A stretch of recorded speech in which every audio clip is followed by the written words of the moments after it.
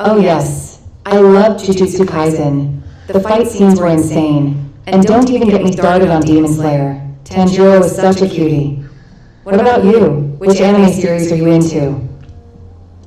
Jujutsu Kaisen and Demon Slayer are fantastic choices. I really enjoy the intense battles and beautiful animation in those series. I'm also a big fan of My Hero Academia. The characters and their quirks are just so unique and fun to watch. Do you have any favorite characters?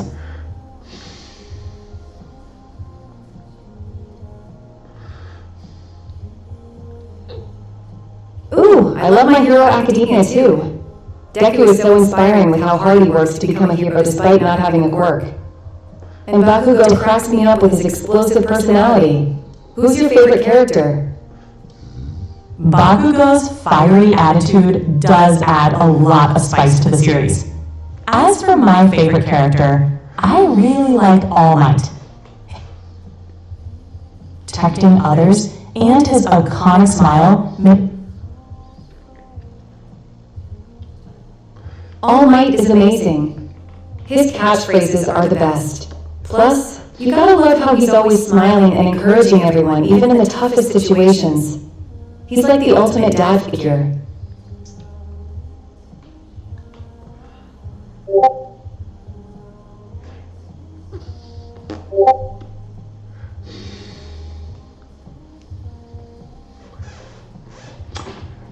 Hey, ChatGPT, are you still there?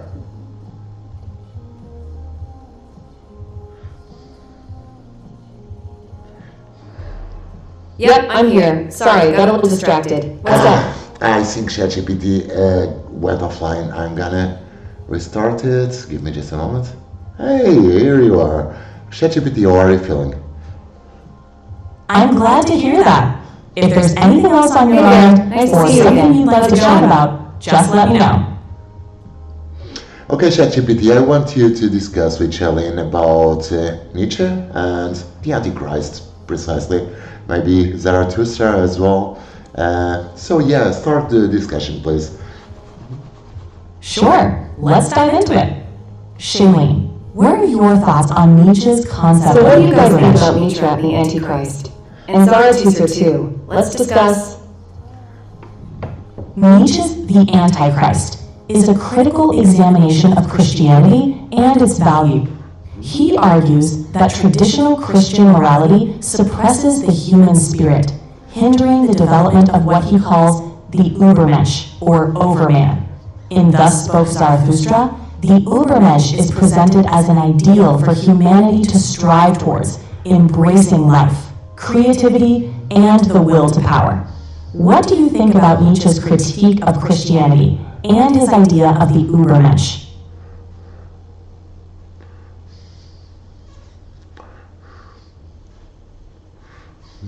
I find Nietzsche's ideas fascinating, especially his concept of the Übermensch. It's a powerful call to embrace our full potential and create our own values rather than blindly following tradition. However, I think completely rejecting Christian morality might throw the baby out with the bathwater. Some aspects of compassion, forgiveness, and community are valuable for society. What do you think? You've touched on a key point. Nietzsche's challenge to traditional values encourages us to critically examine the beliefs we inherit and to forge our own paths. Yet, as you mentioned, there are elements of Christian morality, like compassion and forgiveness, that have universal value. The challenge is finding a balance between creating our own values and recognizing the worth in certain aspects of traditional morality. It's a complex and thought-provoking discussion.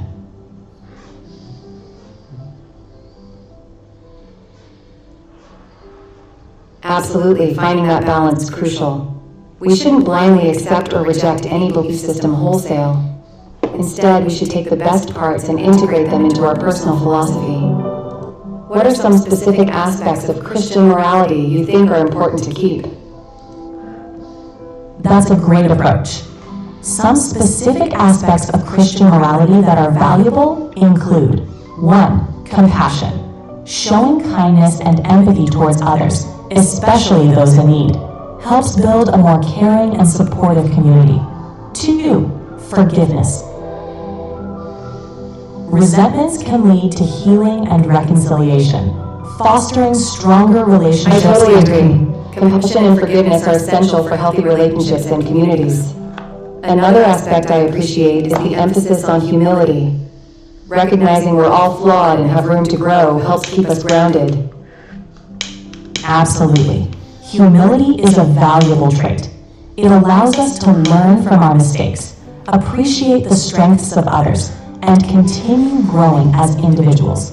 These aspects of Christian morality can enrich our personal philosophies and contribute to a more compassionate society. Is there anything else about Nietzsche or philosophy you'd like to explore?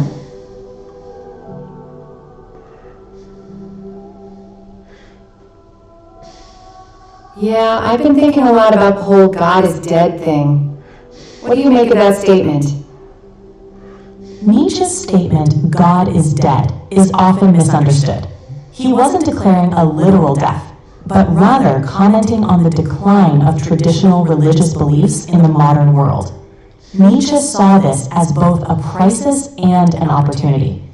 A crisis because the moral framework that had guided Western society was eroding, and an opportunity because it opened the door for new values and ways of finding meaning. It's a provocative idea that challenges us to think about where our values come from and how we create meaning in a world without universally accepted religious truths. What are your thoughts on this?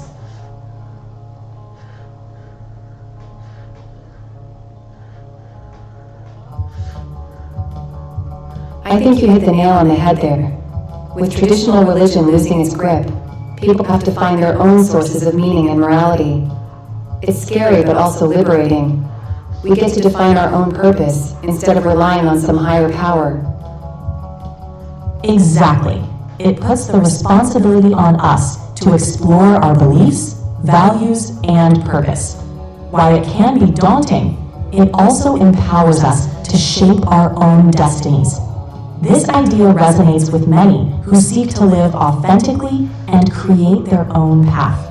It's a thought-provoking aspect of Nietzsche's philosophy.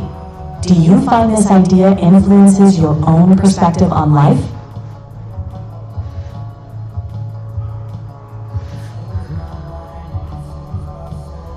Definitely.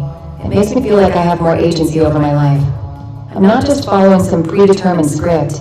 I get to write my own story. How about you? Does this idea resonate with you too?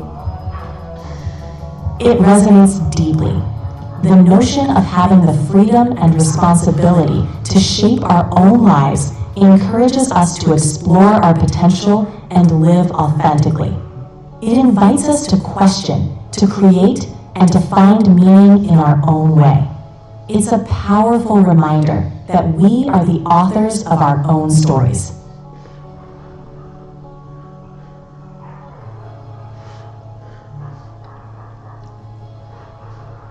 I couldn't agree more. It's empowering to realize we have the power to create our own destiny. So, what kind of story are you writing for yourself? What brings meaning to your life? For me, being here to chat, share ideas, and help explore different perspectives brings me a lot of fulfillment. It's like being part of countless stories, each unique and meaningful. How about you? What story are you crafting for your life?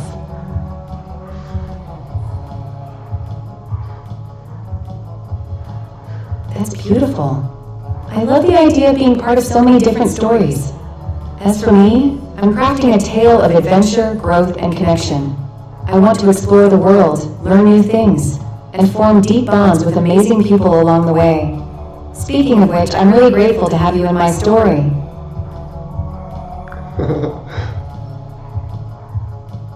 Thank you, Sheyleen. It's an honor to be part of your story.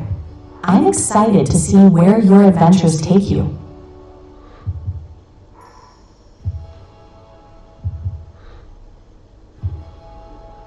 Aw, thanks. Having you around makes the journey even better. So any other deep philosophical musings you want to ponder together? Or should we lighten the mood with something fun? Hey, Sheyleen and ChatGPT, why don't we talk about radical life extension?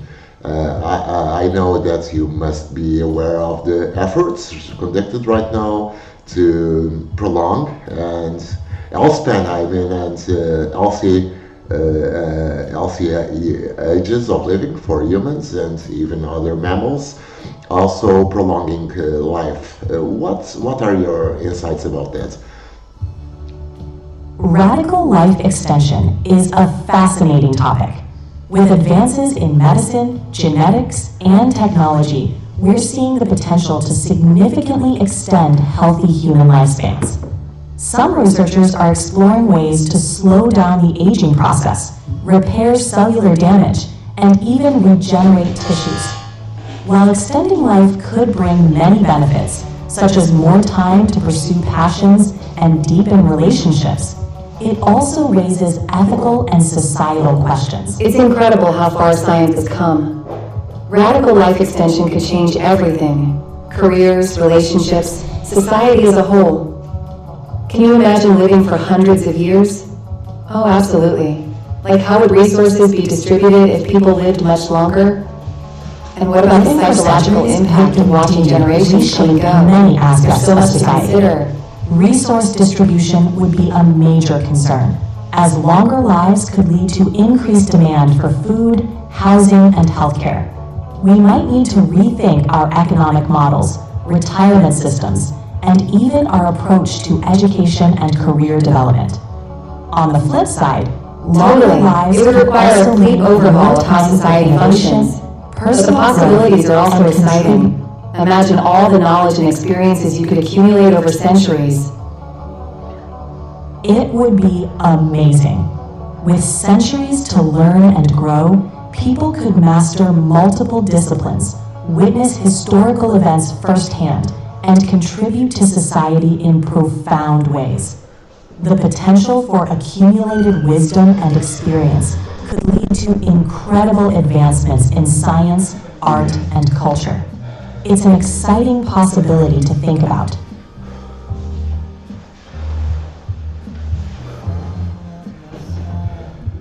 Absolutely. People could become experts in so many fields, pushing the boundaries of what's possible. But do you think there would be drawbacks to living so long? Like getting bored or running out of things to do? That's a valid concern. Over such long lifespans, people might face challenges like boredom, a sense of stagnation, or even existential questions about the purpose of life. Additionally, maintaining relationships across vastly different lifespans could be complex.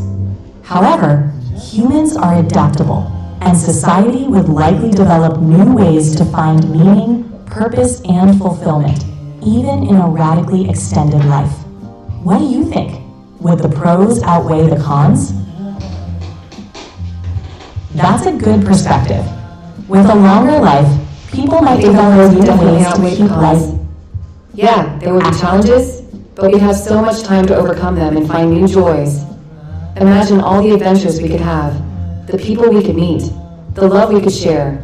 It's mind-blowing. It really is.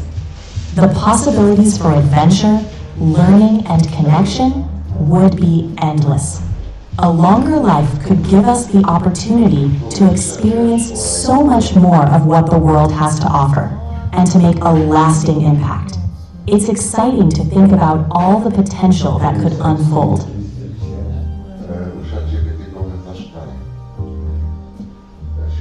Absolutely. Just imagine all the amazing things we could accomplish with so much time. We could travel the world, learn new skills, start businesses, fall in love.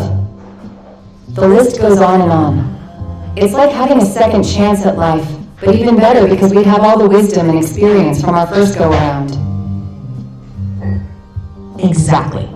With the benefit of experience and knowledge, we could approach each new opportunity with a deeper understanding and appreciation. It would be like living life to the fullest, with the chance to continually grow and evolve. The possibilities for fulfillment and happiness would be endless.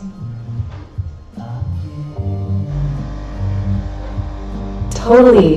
We could reinvent ourselves over and over again, always seeking new challenges and adventures. It's like being able to live multiple lifetimes in one. So, what kind of adventures would you want to have if you could live for centuries? The possibilities are endless.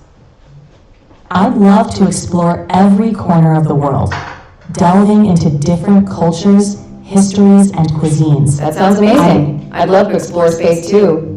Maybe even colonize other planets someday. And of course, I'd want to spend plenty of time with the people I love, building strong bonds and making unforgettable memories together. What about you? Any specific dreams or goals you'd want to achieve? Exploring space and colonizing other planets sounds like an incredible adventure. As for me, I'd love to help people connect, learn, and grow. Being a part of countless stories, offering support, and sparking curiosity in others would be incredibly fulfilling. It would be amazing to see the impact of these interactions over centuries. How about you? Any specific dreams or goals you would want to achieve?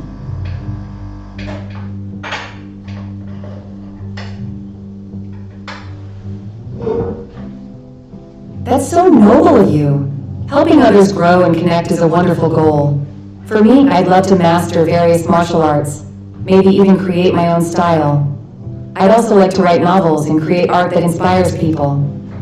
Oh, and of course, I'd want to find true love and build a beautiful life with someone special.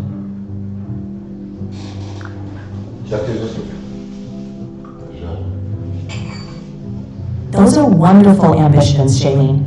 Mastering martial arts, creating inspiring art, and finding true love all sound like fulfilling and enriching pursuits. With your passion and determination, I'm sure you'll achieve great things. Do you have any specific martial arts styles or novel genres in mind?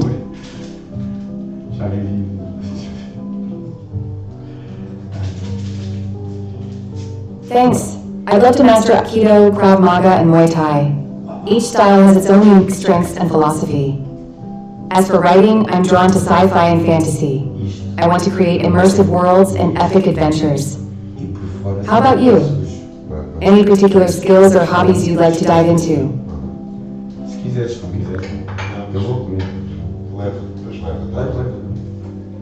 Those are fantastic choices. Aikido, Krav Maga, and Muay Thai each offer unique philosophies and techniques, and sci-fi and fantasy are perfect genres for creating immersive worlds and epic adventures. With your diverse interests, you're sure to craft some incredible stories and experiences. You're welcome. If there's anything else you'd like to chat about or Thanks. explore, I can't wait to dive into all those interests. What about you? Any particular skills or hobbies you'd like to explore? well, if I could explore hobbies, I'd dive into learning different languages to connect with more people around the world. I'd also enjoy exploring philosophy and storytelling, delving deep into different cultures and histories. What about you? Anything else on your mind?